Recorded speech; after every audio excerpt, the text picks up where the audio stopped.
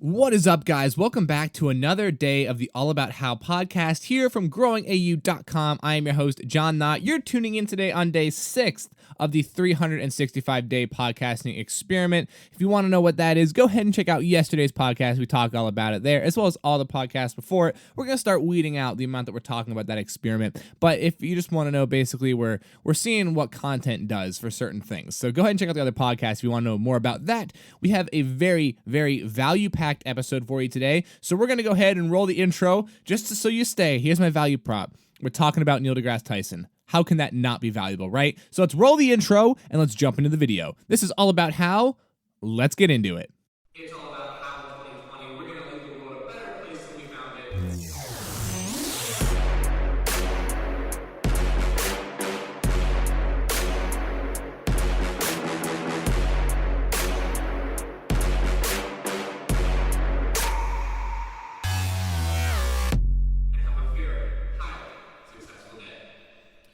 All right, so I did say we're talking about Neil deGrasse Tyson today. Before I start talking about his wonderfulness, I need to issue you a quick call to action. Play the call to action music, please.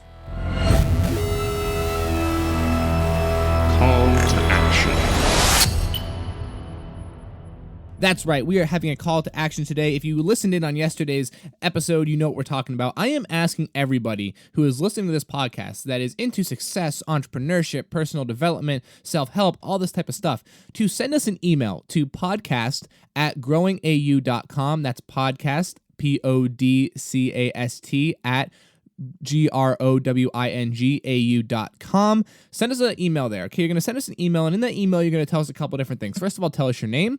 Then I want you to also tell us what it is that you think we need to talk about in the show. Maybe it's something that you're passionate about, something that you think is important right now. You're going to tell us about that. Also, you're going to let us know where it is you're coming from. That way we get kind of a gauge. Like, we're getting a lot of listeners from Spotify. We're getting a lot of listeners from Apple Podcasts. Maybe it's over on Stitcher or on YouTube. We want to kind of see where people are coming from, where our highest engagement is. And to test that, I'm just simply going to put out a call to action, see what happens on that. So it's podcasting@growingau.com. Go ahead, send us an email. Let us know what we need to talk about on the show. And also, give us your social media. We'll give you a nice shout out, get you out to a couple more people, and help you grow your brand, depending on what you're doing. All right. Here we go. We're talking about Neil deGrasse Tyson, and specifically his episode on the Joe Rogan podcast, the Joe Rogan Experience, episode 1159. Listening to this podcast yesterday, now it's 3.5 hours long. I did not get through that entire podcast. I'm about an hour into it. I do plan on listening to the whole thing. But I want to talk about something that Neil deGrasse Tyson talks about probably within the first 10 to 15 minutes of the podcast. And in there, he talks about the value of learning and how learning is so essential to kind of growing and continuing as human beings and into our personal development. And he talks about how school approaches learning wrong. Now, this applies to the All About How podcast and, becoming your best self and becoming successful in your different dreams and passions, because we need to continue to evolve as human beings. We need to continue to grow and push ourselves to that higher standard. And that really doesn't happen if we're unwilling to learn. The reason this spoke to me so much when he said it is because earlier this week, I'm starting this podcast. It's not even a week old. And I had to learn Libsyn.com. That's my podcasting host. A little plug to them, mainly because they've been great. And nothing against other podcasting hosting softwares, but I'm a fan of Libsyn. So I've been using Libsyn, and I had to learn it. I'll be starting another podcast through Anchor a little bit later this week. More news on that to come. But I got on Libsyn to try and learn the software, and I find myself actually getting annoyed that I have to take time to even learn how to operate the software. And he's talking about in this podcast how learning to do something new, learning about a new aspect of life should be this joyous experience. It should be this, wow, I am now, been given this fortunate opportunity to expand my mental understanding. I've been given this opportunity to expand my skill set, to expand my understanding of my field, or maybe it's the universe or whatever. And we should be looking at this as this fortunate opportunity. But when I saw this and I looked at it like, I got to learn this thing now. Are you kidding me? Or the other time I did this and I was posting up on YouTube, and if you're on YouTube, you know that YouTube has this thing, it's called their Creator Studio, and that's basically where you upload the videos, and they've switched it now to a newer one, which is far better than the old one in my opinion. But when they were transitioning into that switch, I found myself going back to the classic studio just because I knew how to use it. And this is something that I felt was dangerous for myself, and I called myself on it And the nice part is I will listen to this podcast shortly after calling myself on it, about a day or two after. And I'm like, oh, wow, this is just really affirming what it is I've already realized, a weakness that I have in my life, which is just doing what's easy, not necessarily looking for the most efficient way to get things done, or doing things the way that we know how to do them, but not actually looking at, is there a better way that has been now invented? And I think this applies to everybody that's listening to this podcast. Like, let's be honest, we probably all have stuff in our life, be it with work, our job, our relationships, our side hustles, our hobbies, that all have different aspects about them that can be done better, either more efficiently. Maybe there's softwares that have now come out to do it differently. There's probably ways that we can change in an effort to actually make our life easier, but we don't. We'd rather our life be harder because we don't want to go through a momentary moment of struggle, which is ultimately just learning. We've taken learning and put a negative twist on it by calling it, this learning curve. And I feel like that has this negative connotation to it, where really a learning curve should be this, as Neil deGrasse Tyson talks about in this podcasting episode, the learning curve should be this highly anticipated, this highly, sought after and valued thing, right? Because the learning curve is allowing us to expand our mind, is allowing us to grow as human beings, and it's allowing us to essentially elevate the position that we are currently at. So for me, hearing this after figuring it out for myself was this wonderful moment of, wow, okay, I am thinking about this the right way. And I wanted to bring it here on the podcast because, he talks about how school gets it wrong. And I feel I'm in a very good place to talk about this as an authority figure in the area because I graduated high school less than a year ago. So I kind of know what he's talking about. And school does get it wrong. I mean, listen to the Alice Cooper song, school's out. It's that whole principle of, and the way they describe it in this podcasting episode is school's over, you throw the papers up in the air, you run out, and that's it. That's the end of learning. You've done your part, and we're not even talking about whether or not you're going on to college, but you've done your part. Learning is over. And I think for a lot of people, that is where learning ends. But there's so much more. We haven't even begun the possibility of the learning process. I'm actually going to look up here really quickly. So on my shelf above me, there's a couple of books, two by Brian Greene. One is Hidden Reality, and the other one is The Fabric of the Cosmos. There's On the Shoulders of Giants by Stephen Hawking. And there's one called The Sun's Heartbeat, which I have read. And all these books about the universe, because it's something that I actually am into. So that's why I clicked on the Neil deGrasse Tyson episode in the first place. But I really enjoy learning. And then I found myself getting through my last year of high school where I didn't enjoy learning anymore. And my learning kind of stopped. And it wasn't just the learning in school that stopped. My learning overarching stopped because things became, okay, apply for college and do this and do that. And we weren't worried about progressing. We were just worried about kind of moving on to the next step. And even though it sounds like a progression, it's a lateral progression, not a, vertical, or I think even better, diagonal progression, moving on two axes. It was just moving along the one. We were just changing our position. We weren't elevating our position.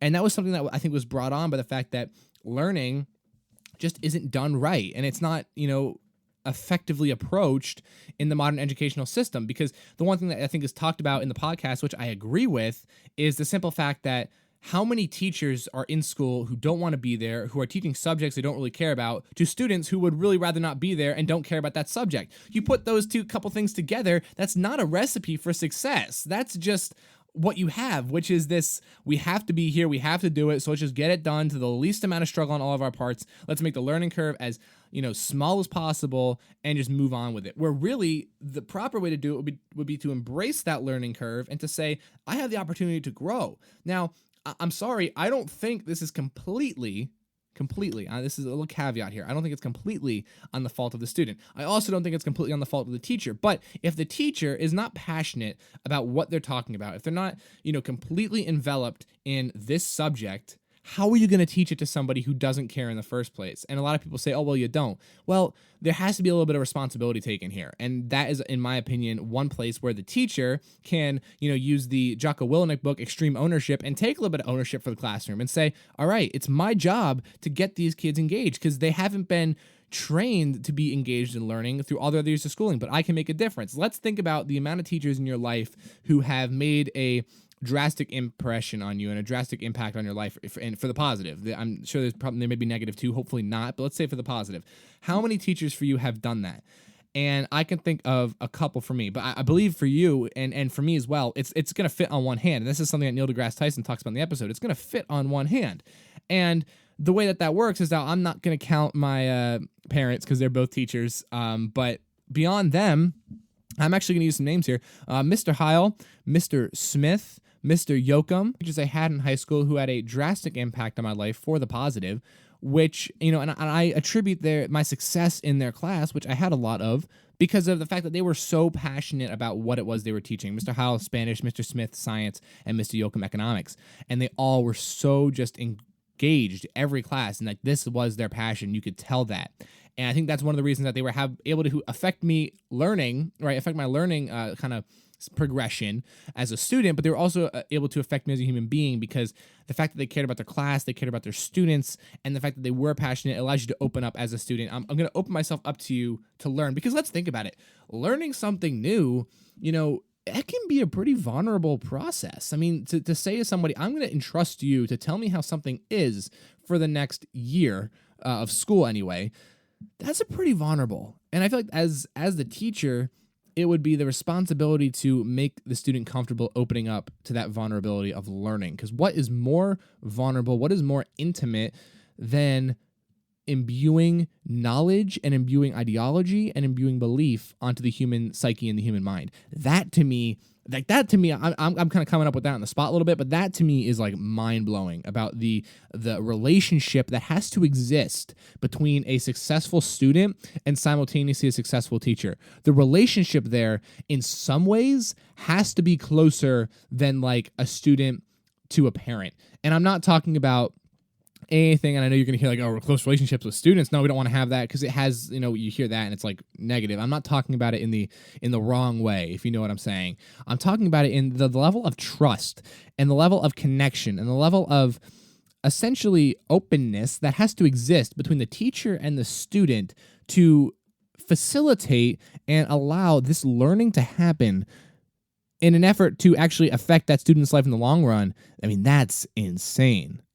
That to me, like, just take a second to think about that, what you're doing. You're imbuing and forming and shaping a person's mind. How do you do that without a passion for teaching, a passion for your subject, and a passion for people, because those people are your students? How do you do it? You don't. And that's the problem, is that most people don't have that. And so this whole idea of learning, embracing the learning curve, isn't done. And don't get me wrong here, I'm definitely not blaming teachers. I think teachers are the unsung heroes of every generation, and I think there's so much that they are doing right, and there's a lot to be blamed on other parts of society that have warranted, or I should say have unwarranted learning in the young generation, and have made it so that school is simply a chore, not so much a privilege. And I think there's different ways we can talk about that. You can talk about parenting, you can talk about society, you can talk about governmental structure, you can talk about a lot of different things that have shaped that curve over time. But I think what happens is that teachers are in the position to change it, and I think a lot of them are trying. I think there's a lot of really, really hardworking teachers out there that are trying to make this change, and these are the teachers that are affecting us and we are able to put on that hand. But there's also teachers who aren't, and in the same way, there are students who are just intrinsically excited to learn and students who aren't. But the question is, how do you somehow tap into that natural curiosity of all people? How do you tap into that old philosophy of we are explorers, we are venturers, we want to know what's beyond the next mountain? How do you tap into that? And I think the passion for the subject, the passion for learning is one of the ways to do it. So I found myself affected by this. I don't consider myself having learned a lot over the last year in the net. I found myself learning a lot in the last couple months, and I feel like I've learned more in the last 2 to 3 months than I have in about the last year to year and a half of my life as a whole. So with that, to say, I want to issue a challenge, and that challenge is something I'm going to be doing on the All About How podcast, but specifically on Growing AU at Instagram. So use John AU at Instagram, that's my personal page, and Growing AU at Instagram, it's the business page. And on Growing AU on Instagram, we're going to be posting a daily post of what did you learn today? And it'll be worded a little bit differently, but I want everyone to go and comment on that post is what did you learn today? I'm going to post something on there that I think was an awesome fact, something I learned that I didn't know about before. That's really cool. It can relate to anything of the world, because let's be honest, all about how developing ourselves become the best that we can be to exist successfully in this world. We need to know a lot about the world. So I'm going to be posting something on there every single day to talk about how we can, about something I learned that day. And I challenge you to go on that post every single day and comment, what did you learn today? What is something that has been added to your life of value, something you didn't know before, something that amazes you, something that excites you, something that gets you passionate and fired up? Comment it on the post. I actually am going to drop one in here today, and I'm going to drop it in the podcast as well. Something I learned today that I found to be incredible is, on a freeway, when you're getting on or off, like the exit and entrance ramps, they have like the rumble strips, and like nobody knows what they're for. Turns out they are as a result of the space shuttle program at NASA. So what would happen is the space shuttle would be coming back down from orbit. And when it's coming back down from orbit to land, it's like a glider, okay? It doesn't have like an engine. So when it would hit the runway, what would happen is it would be sliding side to side on the tarmac. So what they had to figure out to do is, how do we make it so that the space shuttle is not going to drift back and forth on the runway? They put down these rumble strips on the tarmac, and the rubber from the space shuttle's tires would get into those rumble strips and help keep the space shuttle on a straight line on the runway. So they took that technology, put it onto the exit and entrance ramps of freeways so that you wouldn't slide when going on one of those ramps that are a little bit steeper or sharper.